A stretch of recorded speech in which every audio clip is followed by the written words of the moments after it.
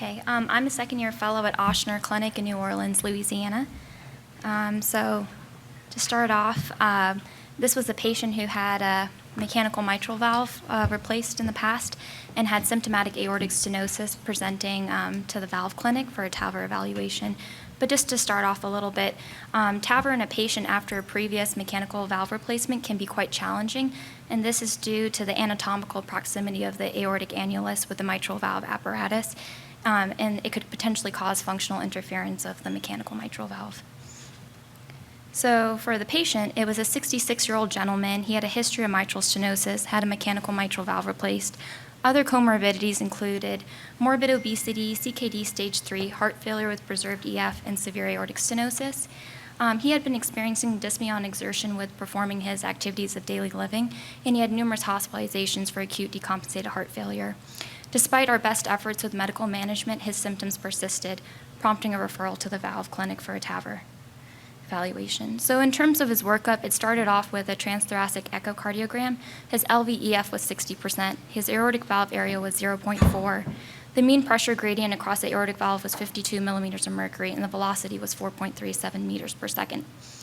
Transesophageal echo was also done as well, and the LVOT area was 4.5 square centimeters with an aortic valve diameter of 25 millimeters.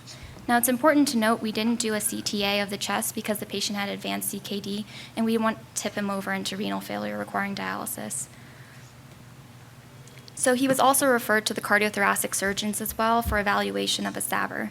He was deemed high risk because his STS score was 6%, and this was attributed to his extensive comorbidities and challenges with performing a reduced sternotomy. So he was declined for a surgical aortic valve replacement. So in terms of the next steps, he proceeded with a TAVR replacement of a 29 millimeter Evolute R valve over his native valve using a right transfemoral access. So you can see here the discs are working, are functional for the mechanical mitral valve.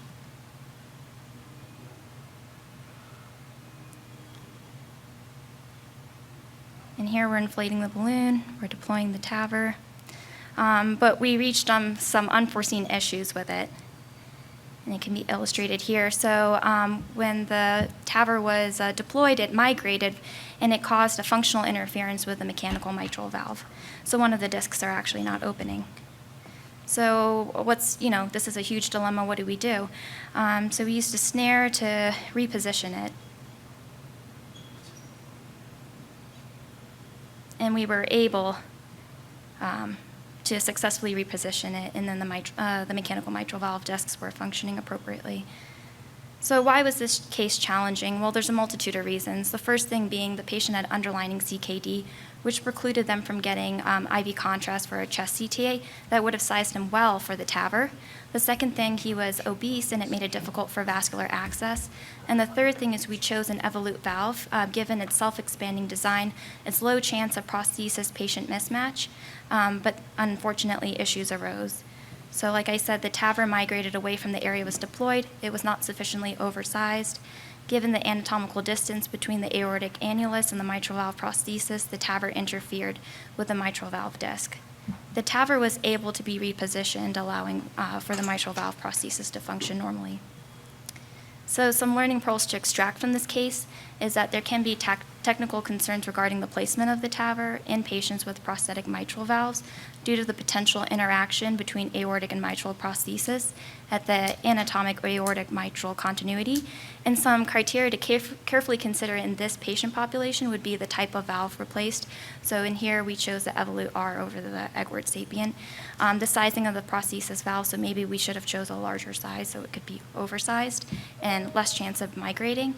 And then manipulation of the prosthetic valve after deployment, so we got lucky with snaring it and repositioning it. So did you do the TAVR on TE? I mean, you did the No. sizing on TE, so why not do the TAVR? Because if you're not sure about your sizing, at least the imaging would help, an extra imaging modality. That's great, but the interventional or the structuralist at Ochsner don't routinely do that. I mean, and second, the point is, I think I saw some coronary wire masking the overlying the cusp to save contrast. I mean, that was a good strategy as well. What snare did you use, and how many snares did you use? I actually don't know too much of the details, but I know that we used, there was only one attempt, and they gave it a really good tug. But I don't know the actual name. What are your thoughts on snares? In my experience, I have used in this type of situation a 20 or 25 millimeter gooseneck snare, which I deliver through a 6 French JR4 guide, and I use a co-pilot at the end of my guide so I can manipulate the snare without having to open and close the O-ring and minimizes bleeding. I don't know, what are your thoughts? Anybody else on the panel? Snared core valves.